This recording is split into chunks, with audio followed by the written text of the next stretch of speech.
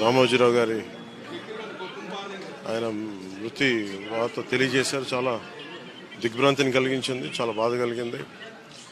ఎందుకంటే నేనేం కోరుకున్నానంటే ప్రమాణ స్వీకారం తర్వాత వచ్చి వారికి కలవాలని అనుకున్నాను. ఆ పాపం ఆయన ఎంత ఇబ్బంది పెట్టారు ప్రభుత్వాలు గత దశాబ్దన్నర కాలంలో. పాప ఆయన ఎన్ని తట్టుకొని ప్రజలకి చైతన్యం చేసి ఆయన అండగా నిలబడ్డారు. ఒక మహోన్నతమైన వ్యక్తి. ఇప్పుడు ఆంధ్రప్రదేశ్లో కానీ భారతదేశంలో ఎక్కడైనా సరే, ముఖ్యంగా ఆంధ్రప్రదేశ్ తెలంగాణకు సంబంధించి తెలుగు రాష్ట్రాల్లో ఏ జర్నలిస్ట్ ఉన్నా అది ఈనాడు స్కూల్ ఆఫ్ జర్నలిజం నుంచి వచ్చే రూట్స్ దానికి ఉంటాయి. అలాంటి కొన్ని వేలాది మంది జర్నలిస్టుల్ని తెలుగు రాష్ట్రాలకు అందించిన మహానుభావులు.